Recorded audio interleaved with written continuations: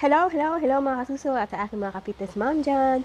So for today's video, ipapakita ko sa inyo ang aking simple home workout using water bottle. At isi-share ko na rin sa inyo ang aking healthy diet. Marami kasing nagtanong, Sisi, paano ba pumayat like you? Actually mga kasuso, 1 year na akong nag-exercise. Una, walking lang, and then nag-try ako mag-jogging, and then nag-running ako hanggang nag-spring na rin ako kahit 1 minute or 2 minutes lang. Pero ang bagal pa rin ng proseso ng aking pagpapayat.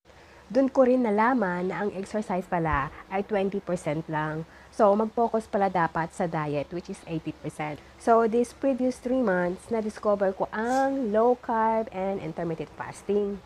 So, na-curious ako mga kasuso, no? So, I do research more about it, more knowledgeable enough to apply this diet method.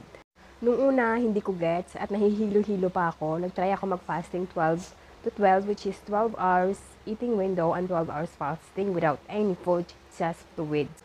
Hanggang nahimay-himay ko na mga kasuso ang pagpa-fasting. Hanggang umabot ako ng 16 to 18 hours. Regarding naman sa low carb foods, hindi naman perfect ang aking low carb. Meron din tayong tinatawag na dirty low carbs. Ang dirty low carbs kasi, kumakain pa rin ako ng rice, but in moderation lang. Like for breakfast, just 1 cup. And then lunch and dinner, hindi na ako kumakain ng rice. More ako sa itlog, sa manok, at sa mga gulay. Kumakain din ako ng mga iba't ibang klaseng fruits. Pero nagkakape ako na walang asukal. I'm so grateful enough kasi na-achieve ko na ang aking weight goal. From 68 kg down to 55 kg na ako. By the way, mga kasuso, ang height ko pala ay 5'4 inches. Kaya ako gumagamit ng water bottle, mga kasuso, kasi gusto ko ma-build ang aking mga muscles. Pero ang tanong, do I still doing low carbs and intermittent fasting while I already achieved my weight goal? In reality, mga kasuso, hindi na ako naglo-low carb, pero nag-intermittent fasting pa rin ako 14 hours lang. 14 hours which means nagbe-breakfast ako around 7 o'clock in the morning. And then, last meal ko is 5 o'clock in the afternoon. Tapos, kinabukasan naman, yun lang, paulit-ulit. 7 ng umaga, breakfast mo. And then, 5 p.m., last meal mo na yun, which is supper. Pero mga kasuso, these previous weeks, mostly, ang kinakain ko ay more protein foods.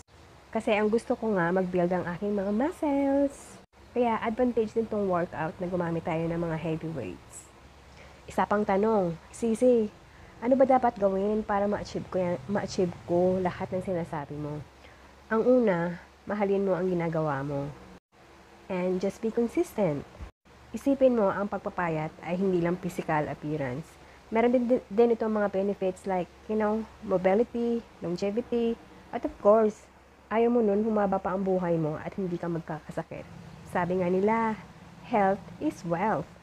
Masarap talaga sa pakiramdam, mga kasuso, na magaan ang timbang mo than you are in the heavy sides.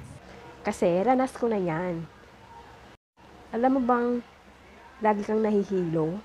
Kasi sa sobrang mga fatty foods na kinakain mo, soft drinks doon, cheese carbs doon, plus mahilig ka sa instant foods, lalo na sa mga sugary juice. Kaya I'm lucky and blessed na discover ko ang low carb and intermittent fasting. Kaya this lifestyle, mga kasuso, i-embrace ko talaga ito until I'm growing old.